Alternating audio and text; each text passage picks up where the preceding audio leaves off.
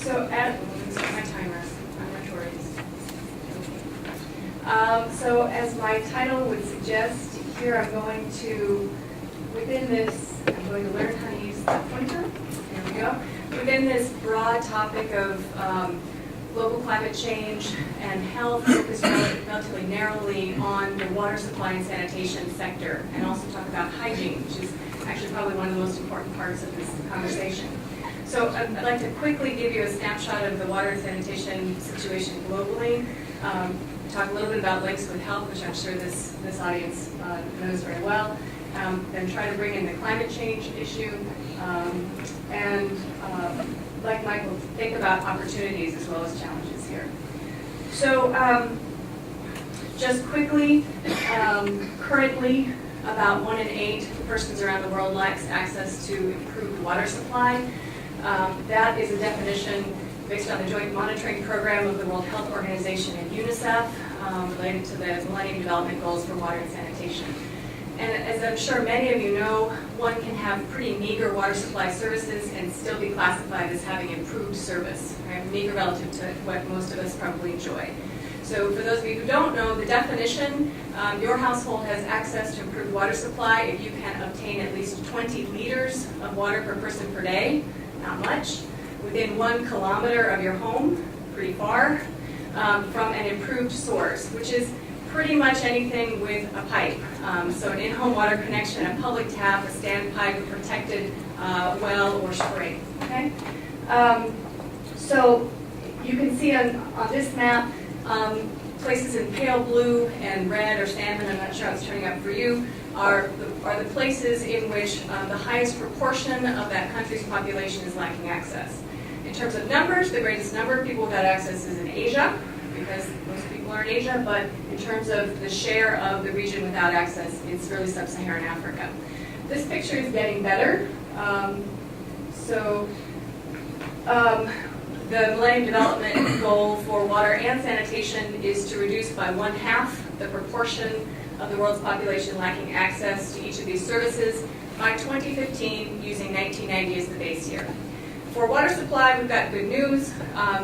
It seems as though this target will be met in the next couple of years ahead of schedule. So we've made continual progress toward universal service on the water side. I'm going to jump right over that, though, and talk about sanitation. So the sanitation situation is much more dire. We have about 2.7 billion, with a B, people around the world lacking access to basic sanitation, which is about 40% of the global population. Again, the color scheme here, the red is high proportions of each country that is lacking access. And in terms of progress, much slower than with respect to water supply. Not only are we not going to meet that MDG for sanitation, but we're probably going to miss it by on the order of 1 billion with a B people. So we have, and by the way, 1 billion people around the world have no sanitation facility whatsoever, and so they're practicing open defecation. So we have a lot of human waste that's being discharged into the environment without treatment whatsoever, and that's going to be important when we bring climate change into this conversation. I'm sure I don't need to spend a lot of time on this, but WASH, or water, sanitation, and hygiene, is of course critical for preventing a variety of infectious diseases, particularly those communicated by the fecal-oral route, but of course also those transmitted by surfaces and hands.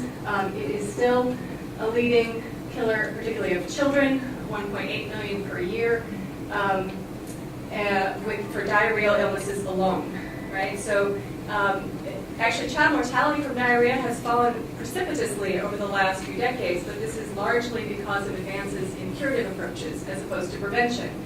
And in fact, morbidity, or the prevalence or frequency with which the global population experiences diarrhea, it's hard to monitor. We don't like to talk about it, but it's generally believed that this is actually going up. We're getting sick more often. We're just dying from it less often.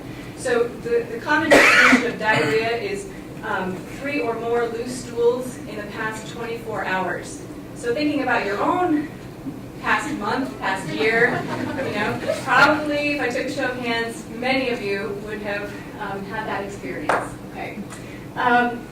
And within diarrheal disease, which of course is not any one disease. Diarrhea is a symptom of lots of different diseases.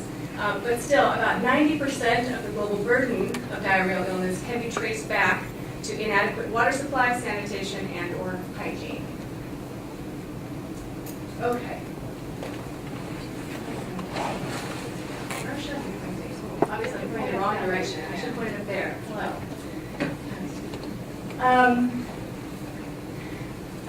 There's been a bit of work recently about how critical water supply and sanitation technology improvements have been to the reduction of infectious disease in Western Europe and the United States around the turn of the 20th century. So I just highlight one paper by Cutler and Miller that's looking at between 40 and 60% of the reduction in mortality over a short period of time, 1900 to 1936, across a large number of American cities is attributable to chlorination, filtration, the shutting of wastewater discharges into drinking water supplies, that kind of thing.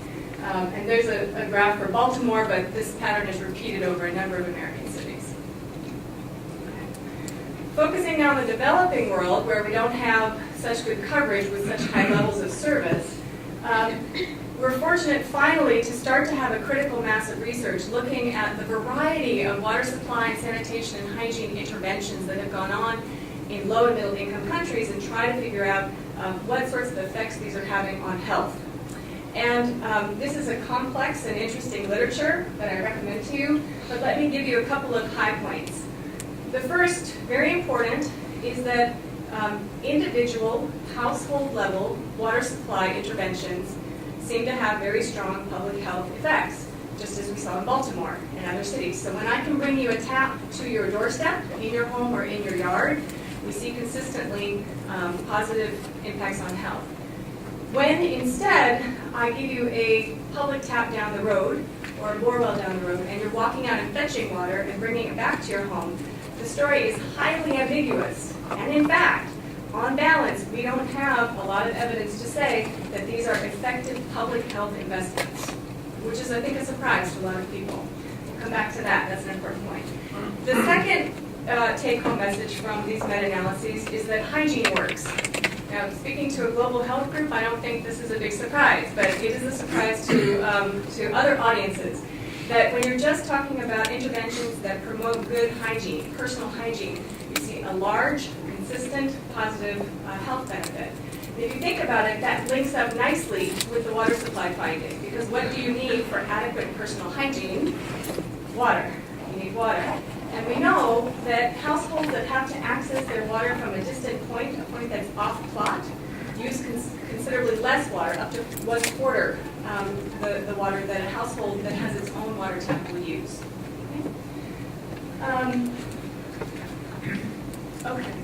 So let's now layer on the climate change angle here. And I have to say that this is something that I have not worked personally on, and also that the WASH sector has not worked a lot on. There's now starting to be some momentum around these issues. So what I wanted to do was just highlight a few of the key expected effects of global climate change and what the implications for water supply, sanitation, and hygiene and thus health might be.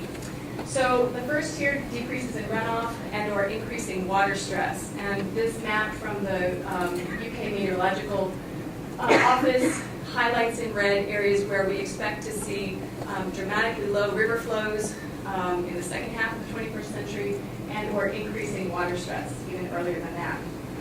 And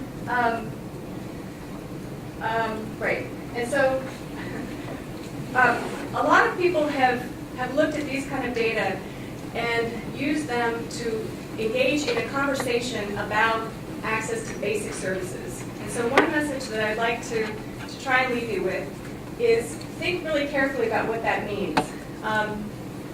In my personal view is that increasing water stress, and there will be increasing water stress. I think the estimates are we had about 2.3 billion people living in stressed areas in 1995. That's projected to go up to about 4 billion in 2020 and 6 billion by 2050. But what does that mean? That means declining freshwater availability per capita. In my view, that's not a terribly good justification for our inability to provide basic water supply and sanitation services to households. And I'll give you 2 slides to hopefully back that up. Here's the first one. Domestic water supply accounts for only about 10 to 15% of total freshwater abstractions. We actually don't need that much water. We need high quality water, but we don't need that much water for domestic needs. And even with most of the climate change projections, we don't really expect to see that much of an increase in demand at this level. That's one.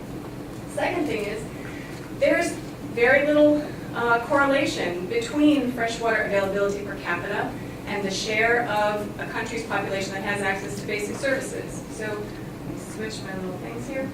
This on the x-axis is a measure of freshwater availability per person per year, running from very little to very water rich. And on the y-axis, the percent of a country's population that has access to improved water supply as per the JMP definitions, from 20% all the way up to universal service. And each one of those little squares is a country, represents a country. And for all of our biostatisticians, the R is, about 0. The R square is about 0. There's no association. So when you hear people using water scarcity as a justification for inability to provide basic water supply and sanitation services, you want to look very carefully at context. And I think Christy is exactly right that local context matters a lot, and local water scarcity can be a binding constraint. But in broad strokes, it's really not.